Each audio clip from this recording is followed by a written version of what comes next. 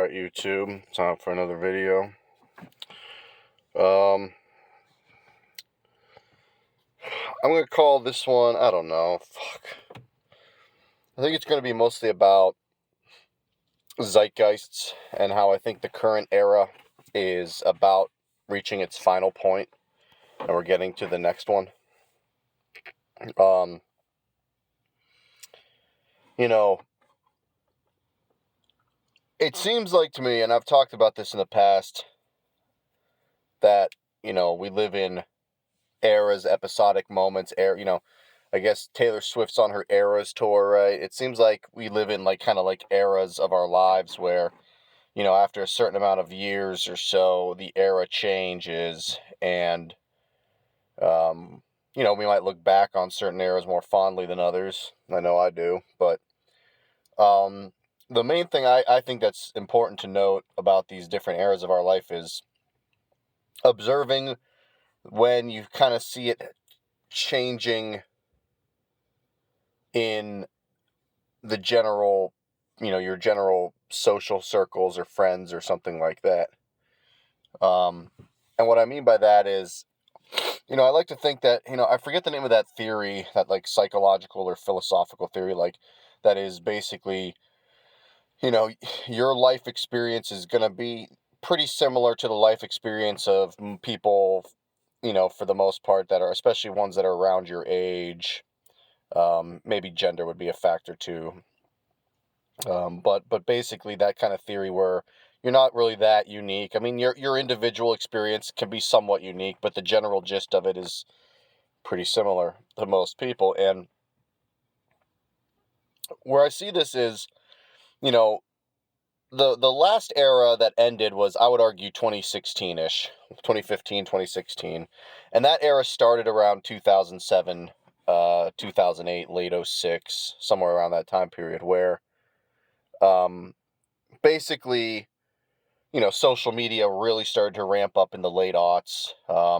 Smartphones were first released, and while it took a few years before millions of people were having smartphones and camping out for the next iPhone or whatever, basically, my generation of people, maybe people slightly older than me, maybe people who were born in the late 80s or so, mid 80s, we were the early I mean, not, I was born in the early 90s, but we were kind of like the early adopters of smartphones, and so it was around my social circles and subcultures earlier than most people. People super young, like the Zoomers that were around back in 08, 09, they would have been too young. They would have been like 6 or something, or 8 or 10 maybe, because I guess the Zoomer generation, I would say the Zoomer generation starts in 98, ends in 2015 or so. But this, the 07 era was about the halfway point of the Zoomer generation. And I think that, that was the beginning of the era that ended in 2016 with the, obviously with the controversial, political events. For example, Trump winning here in the United States, Brexit, I believe, was around that time, etc. And it seems like to me we've been living in 2016 now for, almost a decade. It's 2024, almost, getting close to 2025. And I think that this era is ending. I hope the next era is better, but, one of the things that I've observed also with these eras is that it seems like most people live in the prior era that completed and the current era that you're in. And then once we start a new era, the prior era kind of washes away from your memory. So, for example, if the past two eras were 2007 to 2016 and 2016 to 2024, right now, since the current era is still going on, people, the 07 to 2016 era it has moments and remnants of society, and of course the one that you're currently in. Now, to use a delimiter for the era before 07, 08, I would say that was probably 9/11, so 2001-ish to 2007. Now that's a short era, that's only 6 years, but 9/11 was a big moment. Financial collapse of 07-08 combined with smartphones, social media of the late aughts.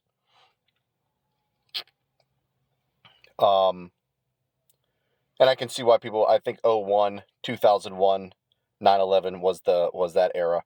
And, it does seem like, and this is going to sound crazy, but it does seem like that 9/11 era is, it's been over for a while. COVID, Trump, kind of, I didn't vote for him and I'm not a big fan of the guy, but he was obviously very, he kind of reimagined politics, at least temporarily. And, it seems like that from 2016 onward, the 9/11 era kind of vanished, and I think a great example of that is just, Bush was the president, during 9/11 and for the next, 7 years afterwards. And, the Bushes aren't relevant in the Republican Party anymore, for better or for worse. Not a huge fan of them either, but yeah, I mean, it's Donald Trump's party now, and I do think the 9/11 era kind of ended in 2016, and then obviously COVID, and now we have a post-COVID world, and I think that era finally ended in the late 2010s. Obviously, geopolitics still play a factor, and 9/11 affected geopolitics, but I'm talking about socially the day-to-day life experience of the American citizen, and stuff like that. Because that's what I am. I'm a normal random fuck. So I think the 2007 to 2016 era might be ending. And a great example of this was, because I think the 2016 to 2024 era is ending, and so we're going to be living in the remnants of that era. I think starting in around 2025, I think Kamala, whatever her pronounced name, I think she's going to win, and I'm honestly kind of rooting for her. I don't necessarily like her that much, but I do prefer her over Trump. I don't think the Republican Party cares about ordinary people. I know that a lot of men seem to, especially the Republican Party has definitely gotten a dearth of younger men in the past 10 or so years. And I think that I think that a lot of younger men who vote Republican, which, I think younger men still skew left, but the Republican Party has much higher participation rate with younger men than they did, say, 20 years ago. And I think that's a fool's game. I don't think there's really any political party that cares that much about younger men, to be honest with you. We're the ones who go die in Iraq. We're told we have to get more life experience before we're respected and stuff like that. And I think that I think younger males kind of get treated shittily in society in a lot of ways. But I don't think the Republican Party is the answer. And if anything, at least if the Democratic Party, you can at least, at least see hopefully success in other people, and then try to maybe get a piece of that through hard work or through being friendly and stuff like that. But I don't think the answer for younger men is Trump and the Republican Party. So, I do think people need to probably change their mind on that, especially younger men. But to go back to what I was saying, the 07 to 2016 era was the social media boom period. Then 2016 happened and everybody kind of just became some political YouTuber and stuff. But one of the things that I think shows that the 2007 to 2016 era is ending is it seemed like earlier this year, in like April, March, around then, it seems like to me, there was a mass exodus of like YouTubers quitting the scene, like kind of saying, we're done, I'm done with this. A lot of farewell videos. Some of them were absurdly absurd, over the top, and some of them were, kind of just like, we're done, I'm done with my particular YouTube project, whatever. It's been a good run, but it's time for me to kind of leave that public sphere. And I think that that's actually kind of proof that the '07 to 2016 era is ending. Now, this doesn't mean I think social media is going to die out or something. I wish. But I do think that there is some there's something in the air of the zeitgeist of the 2016 era ending. So if you're a betting man, I would bet on Kamala. Right now on Bovada, I saw her at, I think as recently a few days ago, she was literally dead even with Trump. It was like minus 110. I think she has a slight lead now, and I think that that's now still a good bet. It was really a good bet like 2-3 weeks ago, but I think if you're a betting person, you should bet on Kamala Harris. It does kind of feel like the zeitgeist in the air is ending and a new one's beginning. And I hope that that is the death sentence of social media obsession and people kind of reverting back to a more happy mix of internet and not internet.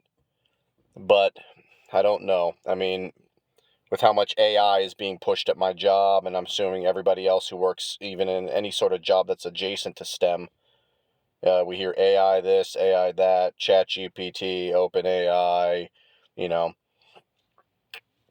The only thing keeping humanity from complete AI takeover is the fact that we have fingers and toes or something, which I guess makes it hard to AI to replicate. But but who knows how long that'll last. So yeah, does the zeitgeist feel like it's changing? Does the era feel like it's shifting from a post 2016? I kind of think that it does. So take that for what you will.